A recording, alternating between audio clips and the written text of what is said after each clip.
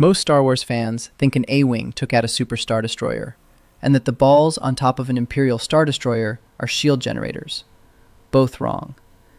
These errors reveal something the fandom fundamentally misunderstands about how capital ships fight.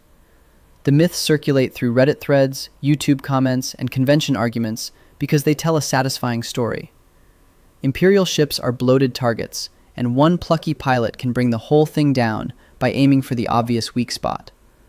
The truth is messier, and far more interesting, because once you understand what actually destroyed the Executor at Endor, and what those dome structures on the bridge tower are doing, a much bigger picture comes into focus.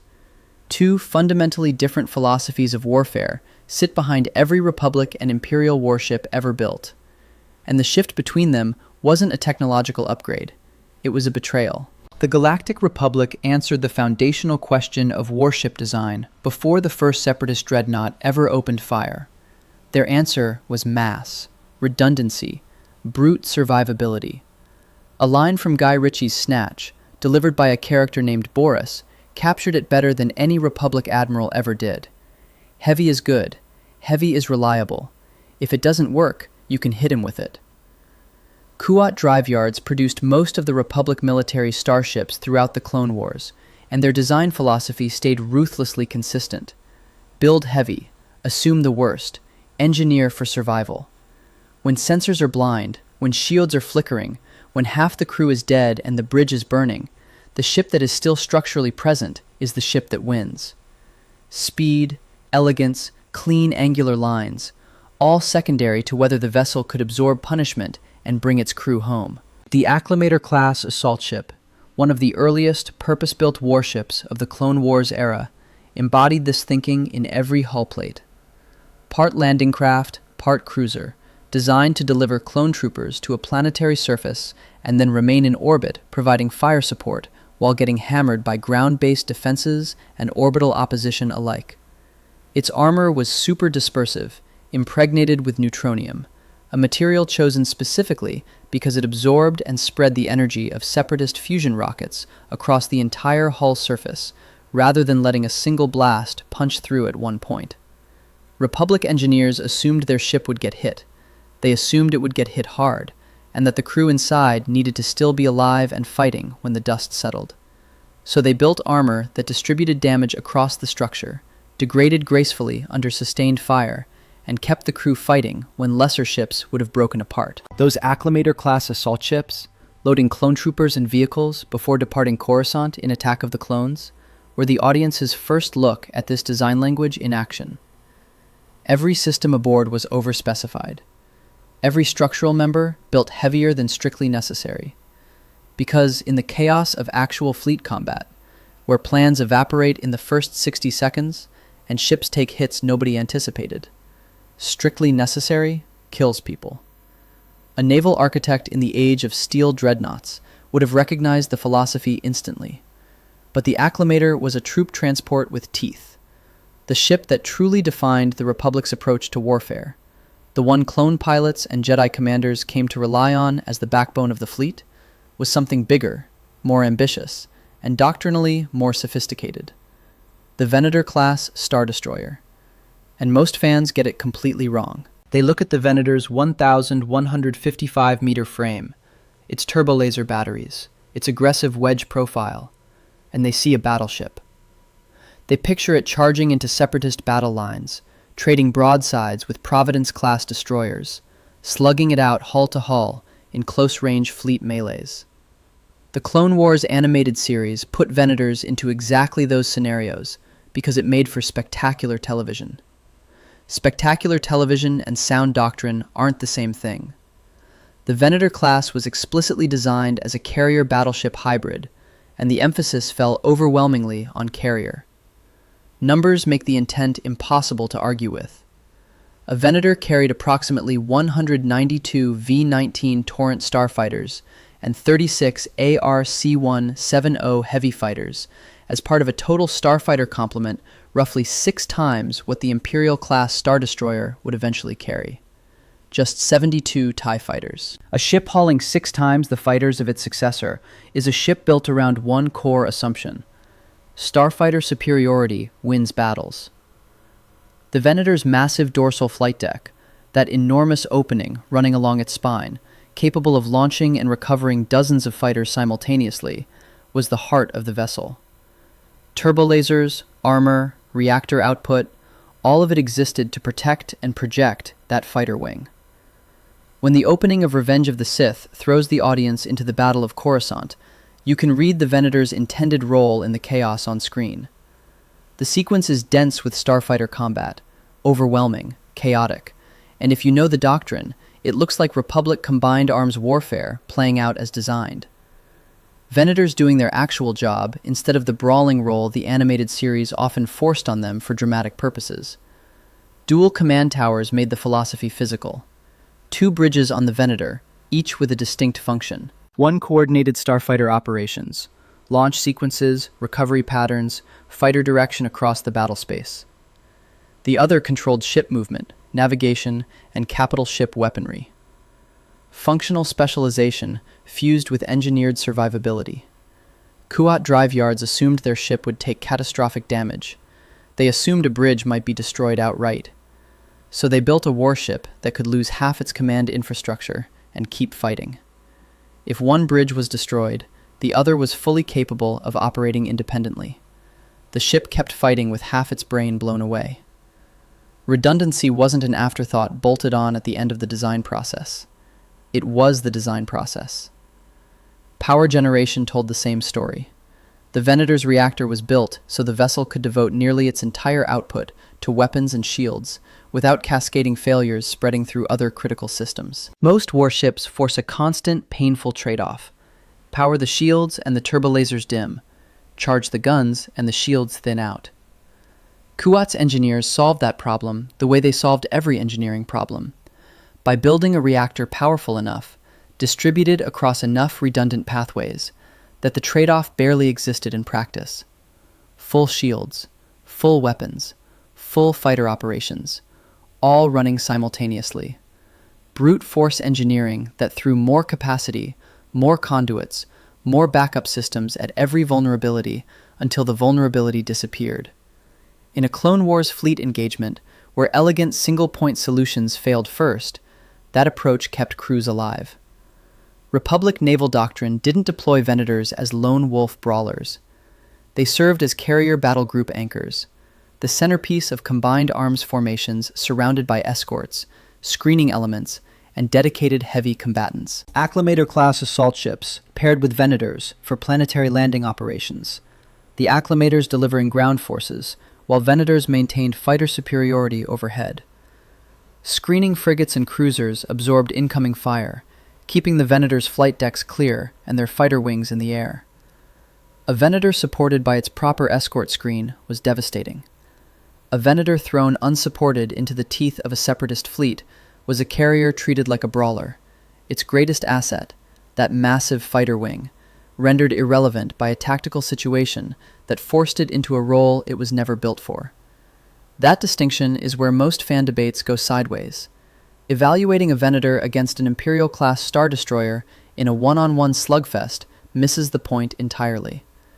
The Republic didn't build ships to fight alone. Republic doctrine built fleets, layered, redundant, specialized, where each vessel complemented the others and no single hull was asked to do everything.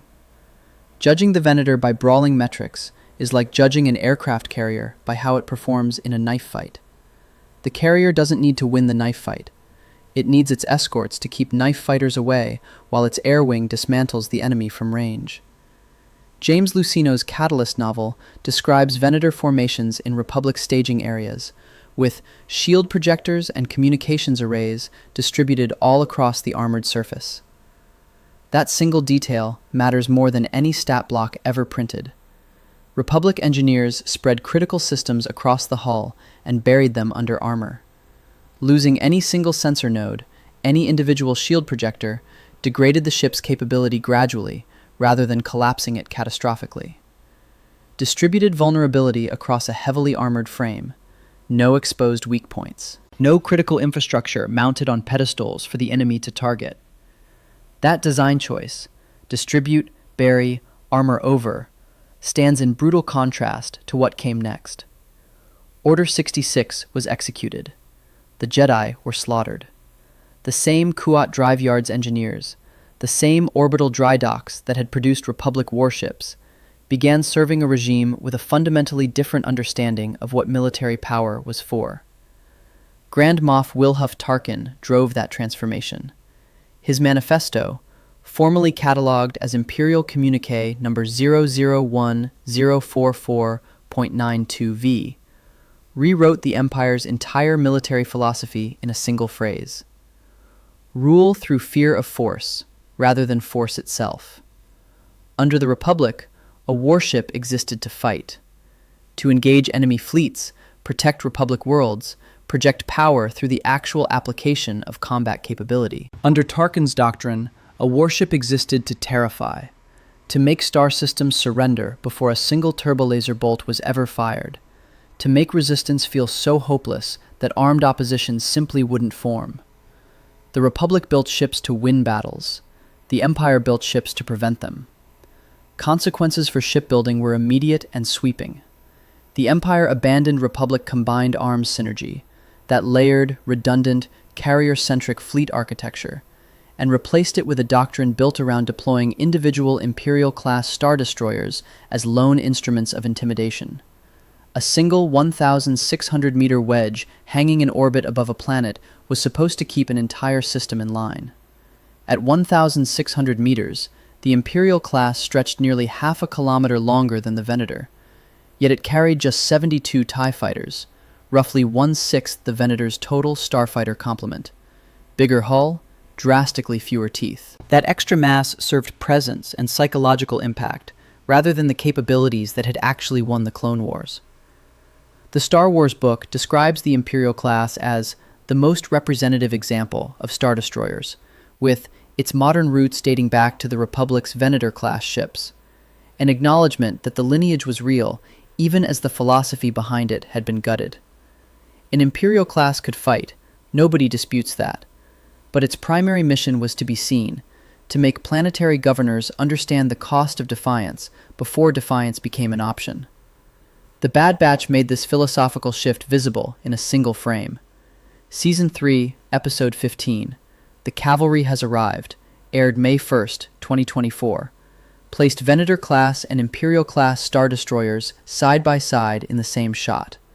Old Guard and Replacement, sharing the same sky. Venators, with their red Republic livery fading, massive dorsal flight decks still testifying to a doctrine built around starfighter superiority and combined arms.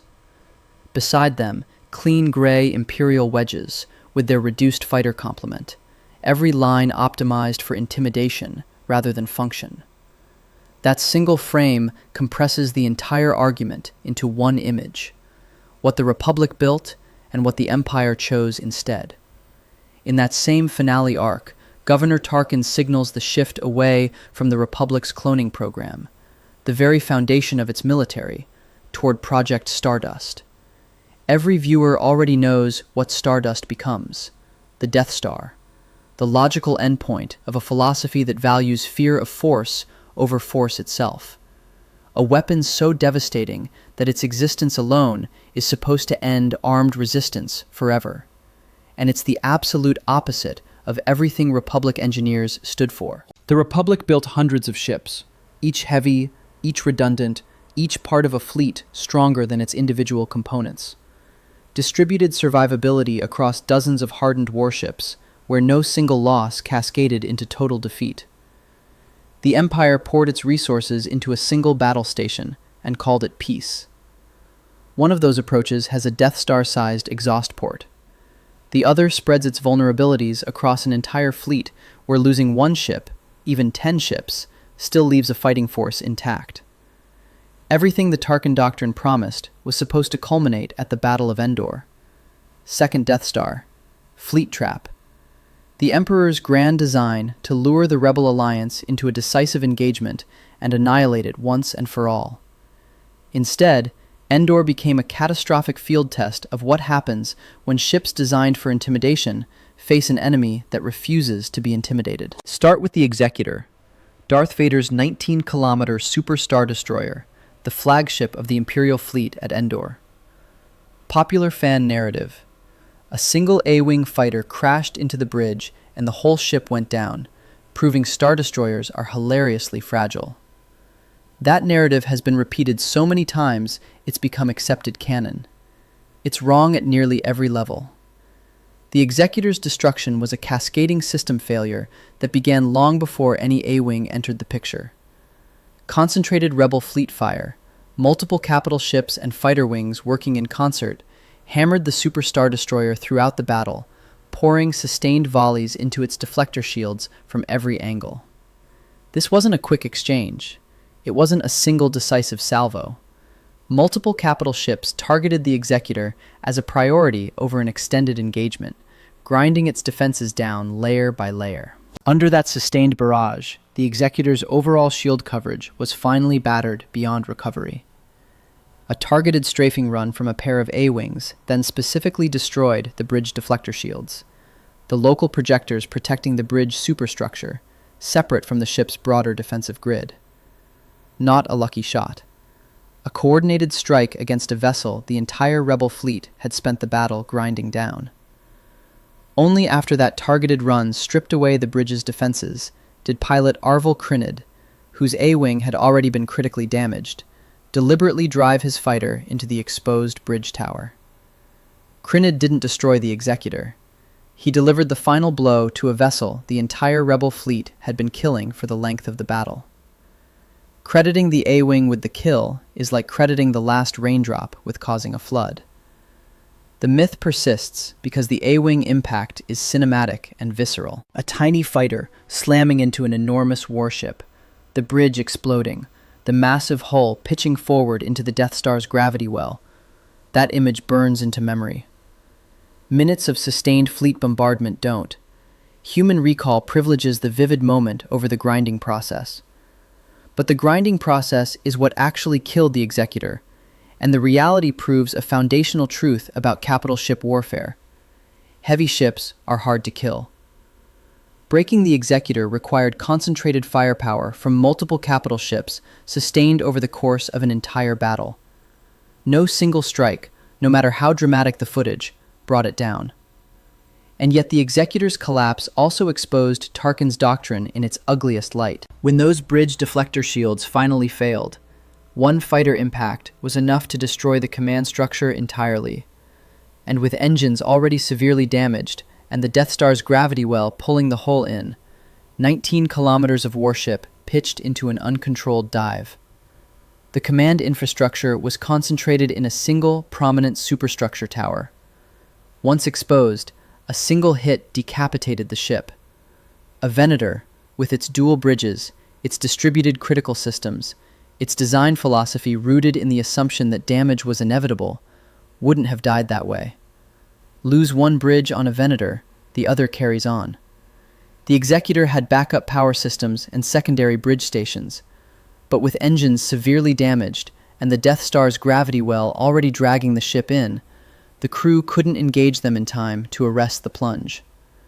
19 kilometers of warship and its redundancy couldn't save it when every system failed at once. Those dome structures on the Imperial-class bridge tower drive the point deeper. Fans confidently label them shield generators, but the original ILM model builders designed those domes as sensor domes, communications and targeting arrays. The real misconception runs past the name. Fans assume that destroying two exposed structures atop the bridge tower instantly collapses all shielding on a 1,600-meter warship, as if the entire defensive system depends on two prominent targets perched on the most visible part of the ship. Capital ship shielding doesn't operate that way, but the assumption reveals something true about Imperial design priorities. Lucino's Catalyst describes Republic-era vessels with shield projectors and communications arrays distributed all across the armored surface, buried under armor, spread across the hull, no prominent failure point. Republic engineers would never have mounted critical defensive or sensor systems in elevated, exposed positions atop the ship's tallest structure, because every principle they built around demanded hiding vital components under as much protection as physics would allow. Imperial design placed its most prominent structures exactly where they'd be the first things hit by an enemy targeting the command tower. Form over function, visibility over survivability. The Tarkin doctrine expressed in architecture. The Venator was phased out because it was philosophically incompatible with the regime that replaced the Republic. A carrier-centric, combined arms warship built for actual fleet engagements had no place in a navy whose primary mission was intimidation rather than combat. That enormous starfighter complement meant nothing to an empire that planned to prevent wars through terror rather than win them through capability. When the Empire retired the Venator, it wasn't replacing an inferior design with a superior one. It was abandoning a warfighting philosophy that had won the Clone Wars in favor of a political philosophy that served a dictatorship's need for control. That abandonment had consequences the Empire never planned for, because Tarkin's doctrine assumed wars wouldn't happen. When they did, when the rebellion proved that fear alone couldn't hold a galaxy together, the Imperial fleet discovered it was carrying a peacetime philosophy into a shooting war. But the Republic's approach to building warships didn't die with the Republic. The Rebel Alliance lacked the resources to build fleets matching the Empire ship for ship. They couldn't afford intimidation aesthetics. Mon Calamari MC-80 star cruisers were built with the same engineering instinct that had driven Kuat drive yards decades earlier, heavily shielded, packed with redundant systems, designed to take horrific punishment and keep fighting. They were the spiritual successors to the Republic's heavy engineering doctrine, arrived at independently, out of sheer necessity, because the physics of naval warfare are indifferent to political philosophy. Mon Calamari engineers had independently reached the same conclusion Republic shipbuilders had reached before them. When your ship is going to get hit, the only honest engineering response is mass, armor, and redundancy. While the Executor collapsed when its bridge was destroyed and its backups couldn't engage in time, Mon Calamari cruisers were designed to take horrific punishment and keep fighting. Different shipyards, different species, different era. Same answer to the same question. Tarkin's doctrine promised galactic peace through terror. It delivered a Death Star with an exhaust port, a super Star Destroyer that died when its bridge was exposed, and a fleet of individually imposing warships that couldn't protect a battle station from a handful of rebel squadrons. Because the Empire had spent 2 decades building for fear instead of building for function. Every design compromise, every critical system mounted in an exposed position for visual impact, every fighter bay shrunk to make room for more intimidating hull volume, came due at Endor. 20 years of prioritizing how a warship looked over how a warship survived, and the bill arrived all at once. The Republic's engineers had one answer for every design question they ever faced. Heavy is good. 20 years of Imperial shipbuilding tried to prove them wrong. Endor proved them right. Next time someone tells you an A-wing took down a super Star Destroyer, you'll know what actually happened. The fleet-wide bombardment, the cascading system failure, the concentrated command structure that turned a 19-kilometer warship into a single point of failure. And you'll know what Republic engineers would have done differently. Subscribe for more.